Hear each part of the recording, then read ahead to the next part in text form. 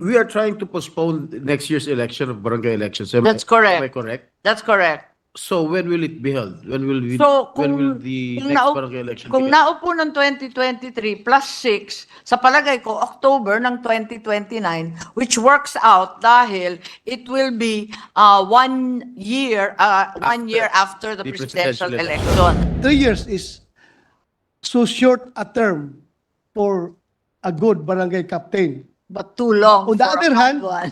It's too long for a very bad barangay captain. Thank you, Madam Sponsor. Thank you, Mr. President. If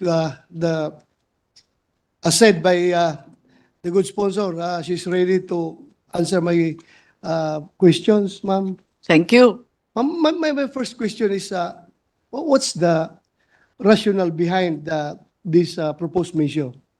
Yes, we are proposing that the term of 3 years be amended to 6 years. Alam naman natin na nakailang amendment na tayo, in-extend natin 2 beses, kaya ngayon ang Korte Suprema sinabi na bawal na yung pa-extend. So ang suggestion ko, i-amend na natin, ipirma na natin sa 6 na taon, kasi yung 3 taon sa barangay, sa dinami-dami ng trabaho nila, talagang hindi na nila magampanan. Yung nasa local government codes, ang katutak yun, yung iba't iba pang batas, yung mga solid waste, environment, anti-drug, sang katutak na batas to be implemented by the barangay, tapos their own functions pa. So, sa 3 taon, yung unang taon, as we know, nangangapapa, yung ikalawang taon, nagtatrabaho, yung ikatlong taon, kampanya na ulit.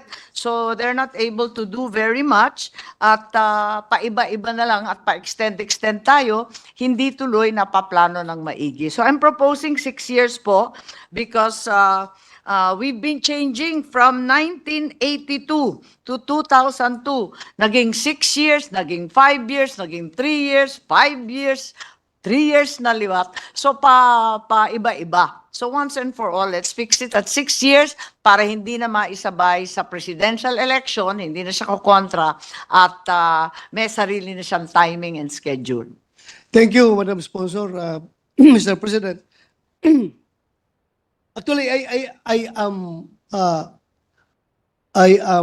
very supportive of this particular measure. Yes, But thank you. meron lang akong kunting apprehensions, like sa mga narinig natin, Yes. mga ordinaryong tao, mga taga-barangay, how will we be able to convince them itong from 3 years gawin natin 6 years na meron silang sinasabi na kahit na 3 years,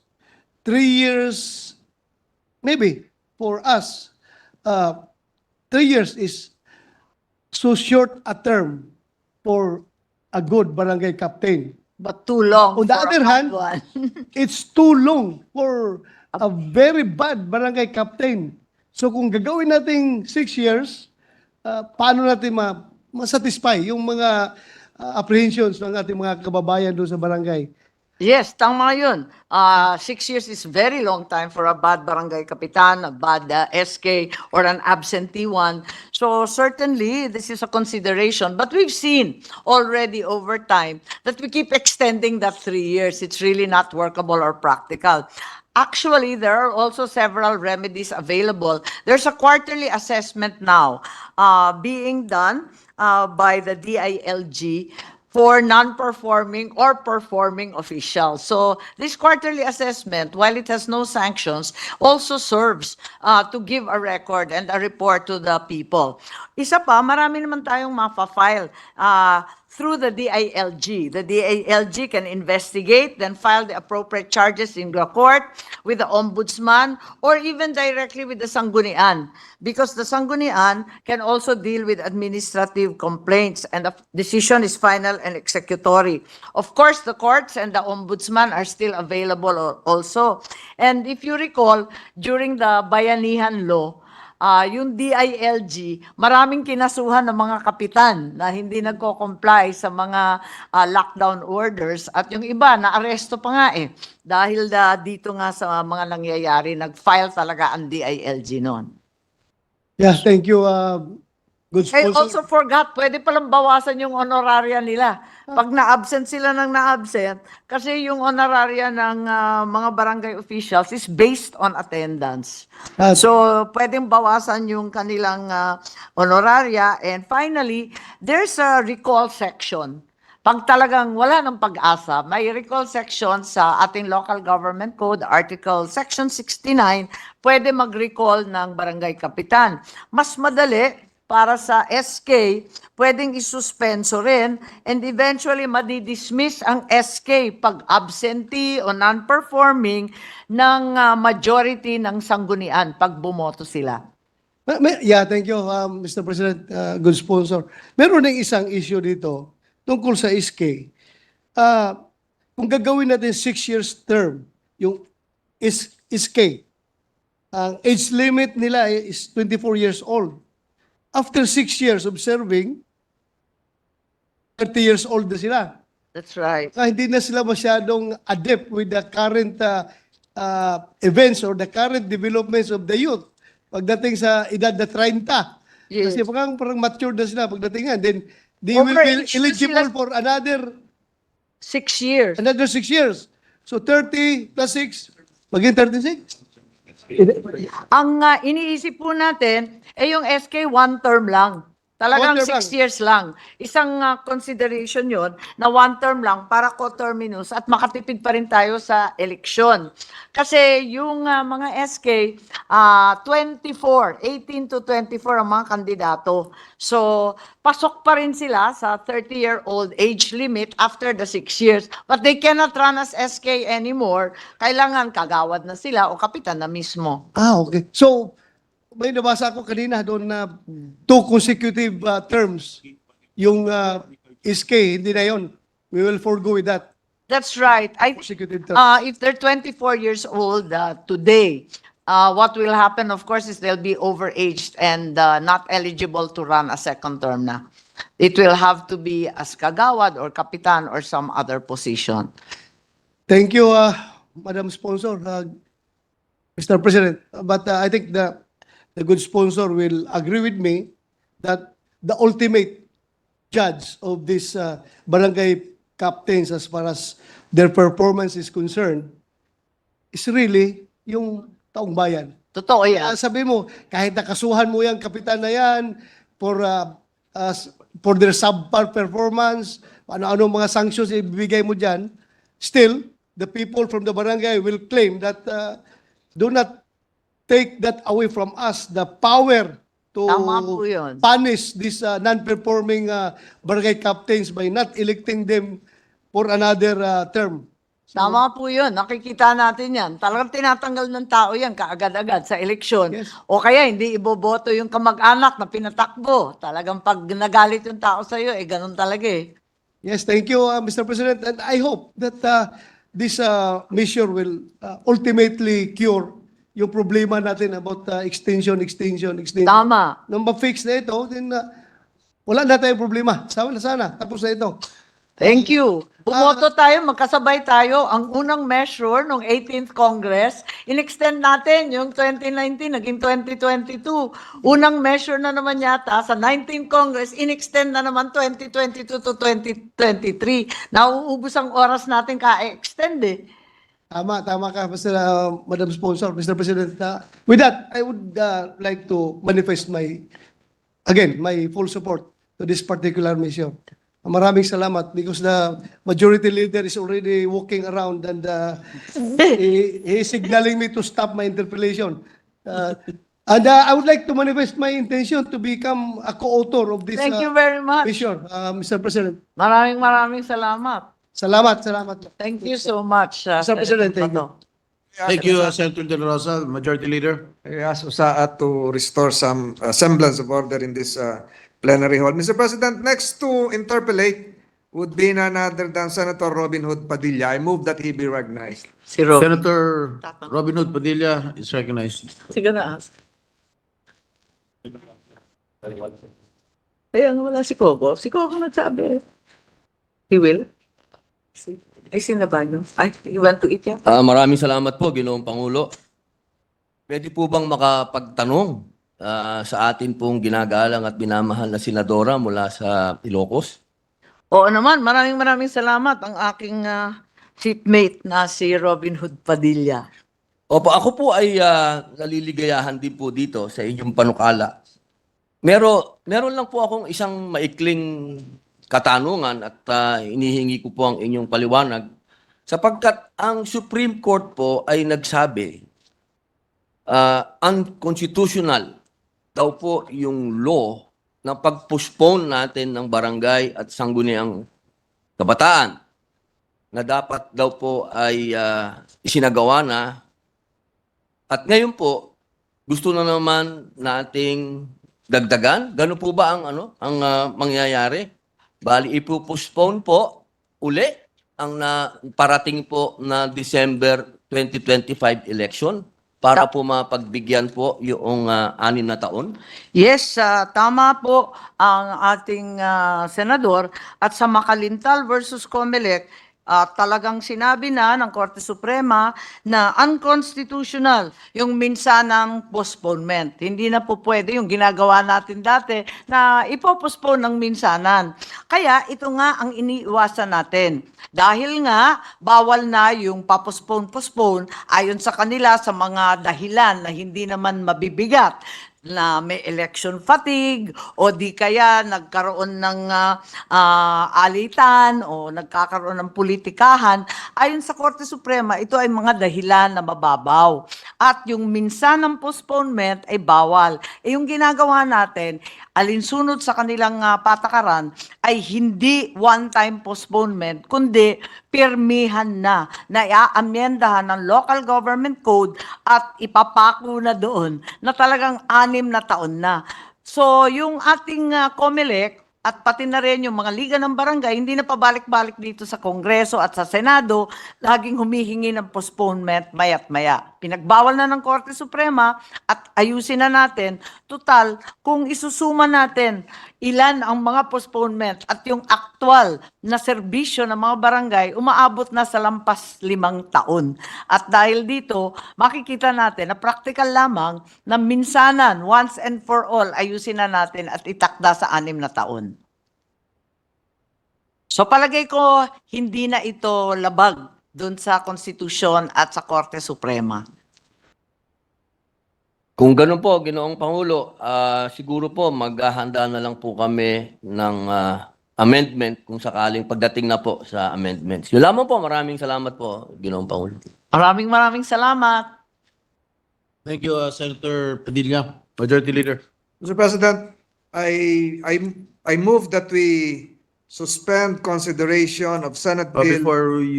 Before we act on your motion, I still have some questions. Ay, okay. I recall my aborted motion, Mr. President. If I may from here. Yes. Okay, may I know when was the first barangay election held, Ano ba Your yun? Honor? Para maalala.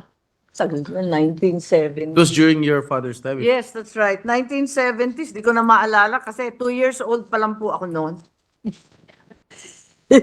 Anong first time? 1970. But at any rate, how many years ang tenure ng barangay captain? Dati-rate, ayon sa Batas Pambansa 222, noong 1982 to, 6 years talaga ang term. Nag-umpisa talaga yan sa 6 years. Kaya lang, ang nangyari, magkasabay sila ng presidential election at saka nung barangay. Sabi ng COMELEC at sumang-ayon lahat na wag naman pagsabayin at napakagulo, sunod-sunod na eleksyon sa iisang taon. Parang ang mangyayari sa 2025, ganun po rin. Okay, we are trying to postpone next year's election of barangay elections. That's correct. Am I correct? That's correct. So when will it be held? When will So, when will the kung next barangay election kung begin? naupo ng 2023 plus 6, sa palagay ko, October ng 2029, which works out dahil it will be 1 year after the the presidential presidential election. election. Parang maganda naman po yun kung bago yung Pangulo, bagong mandato, bago rin ang mandato ng mga nasa ibaba. Okay, the proposed measure provided the next barangay and SK elections shall be held on the second Monday of May 2029, as you've mentioned earlier, and every 6 years thereafter. It should be the last Monday of October in 2029. Last Monday, Oo. Sana that would be ideal para not on May. wag ng May kasi nga pero okay din kung May. Kung sa tingin ninyo, total it's 1 year later. Yes. Paghanda na yung COMELEC. Will this provision indirectly contravene the ruling of the Supreme Court that the succeeding barangay and SK elections shall be held on the first Monday of December of 2025 and every 3 years thereafter?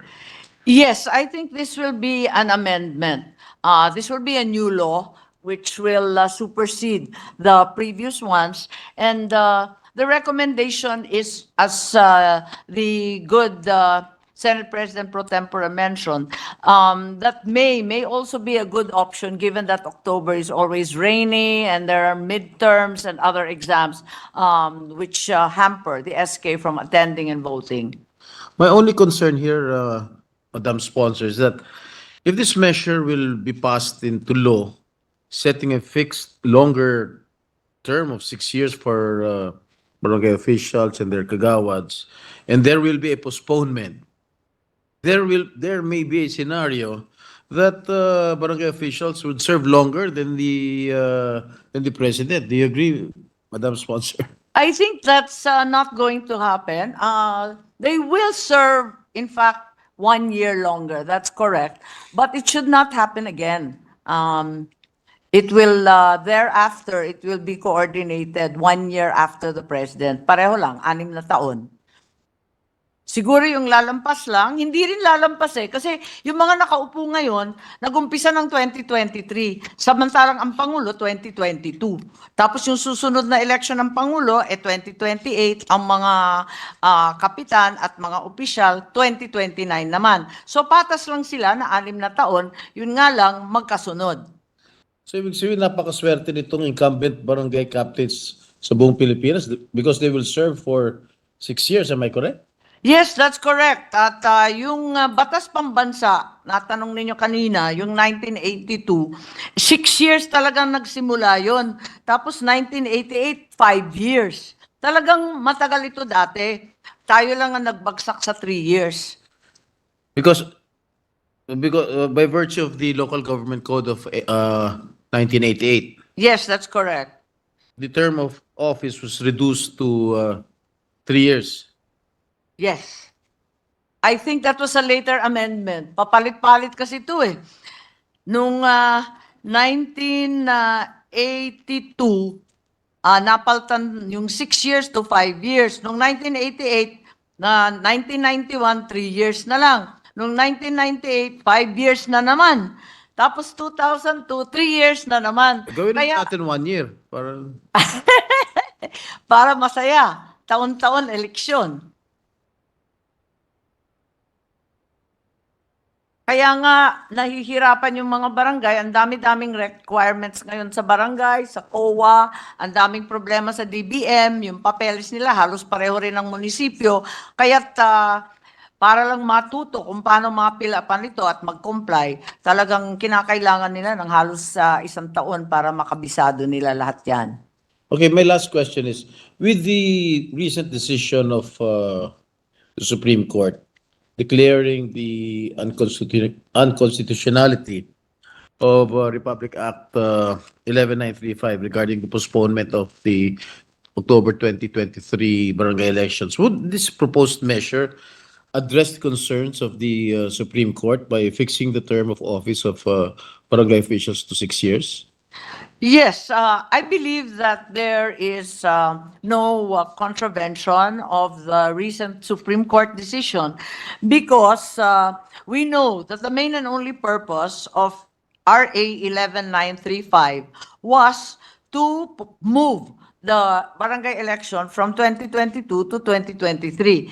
Only a one-time postponement. That is what is prohibited by the Supreme Court. In this case, we are fixing for all time and for all terms the duration of the barangay officials' term for 6 years. So iba naman yung ginagawa natin, hindi yung minsanan na parating nagpo-postpone na nangyari na 2 beses sa atin dito. At ang ginagawa naman natin ngayon ay once and for all, habaan na natin para hindi mayat maya bumabalik sa Senado at Kongreso.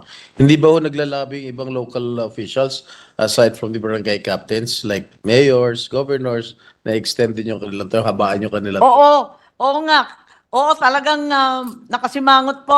Hindi naman naglalabi, nakasimangot lang at hindi pumapalakpak. Pag kinakausap ko yung ibang kapitan, anong suggestion ninyo? Ano ba maganda gawin? Pag kinakausap yung SK, palakpakan yung SK at yung barangay. Pero yung mga mayor at congressman, medyo hindi sila natutuwa. Ang sabi nila, kung yung barangay 6 na taon, sana all. Eh sabi ko, hindi kaya ng powers namin yun. Nasa konstitusyon, nakatakda yung term nino ng mga mayor, vice, mga konsehal, congressman, gobernador, vice. So, baka naman, kung maganda ang performance ng ating barangay sa 6 na taon, baka naman na maengganyo na, napaltan na rin yung 3 taon na termino na sa palagay ko, walang papalag, wala namang may gusto ng napakaikli. Because if my memory serves me right, before the passage of the local government code, pero ang mayor at vice mayor and all the local officials, 4 years ang term nila. 4 years. One term of 4 years. Because I served as vice mayor in San Juan for 4 years. That was during 1988 to 1992. So 4 na taon. Palagay ko, bago magkaroon tayo ng bagong saligang batas noong 1987, 4+4 talaga yun. 4+4, di ba? Ang ating term, katulad ng US. Pero binago naging 3. Naging 3 years na lang noong 1987 Constitution. It was the father of the minority leader who's the author, the father of the local government code. That's right. Madam Sponsor. I do not know the rationale behind it. Bakit binabaan ng 3 years ang term ng mga local officials. But at any rate, Ang pagkaintindi ko, kasi tulad na banggit ko, talagang wala pa tayo noon. Nax. Talagang, ang pagkaalam ko, ang sabi noon, hindi maaari na yung mga barangay na sinusupervise o minamandohan ng ating mga mayor ay mas mahaba ang termino sa mismong mga mayor, governor, congressman na administrative supervisor nila. Pero kung tutuusin, parang hindi naman yata masyadong mahalaga yung dahilan na yun. At ang mas magandang solusyon, paltan na rin natin yung napakaikling termino ng mga mayor, governor, so you are congressman. also in favor of extending the term of the local officials to The mayor? mayors and other local Yes, officials? I believe so. I think most mayors would be very much relieved if they didn't have to have so many elections to worry about. Sa San Juan, ayoko. Alam ko, kayo ni Nancy, Anyway, at any rate, I back to Pumasok the ka eh. wisdom of the good sponsor. Majority Leader? thank you po. Mr. President, for the record, I likewise support the passage of Senate Bill number 2816. Mr. President, I move that we suspend consideration of Senate Bill number 2816. Is there an objection? There being none, motion's approved. Thank you. Mr. President, I move that we resume consideration of Senate Bill number 2826 under Committee Report number 329. This is the bill enhancing the fiscal regime for the metallic mining industry. I so move, Mr. President. Is there an objection? There being none, resumption of consideration of the said bill under the aforementioned committee report is now in order. Mr. President, I move to resume the period of interpellation and recognize the sponsor, Senator J.B. Hercito. and to interpolate later Senator Joel Villanueva. Thereafter, Mr. President, the sponsor will assume the position as majority leader. I move for a 1-minute suspension, Mr. President. Session suspended.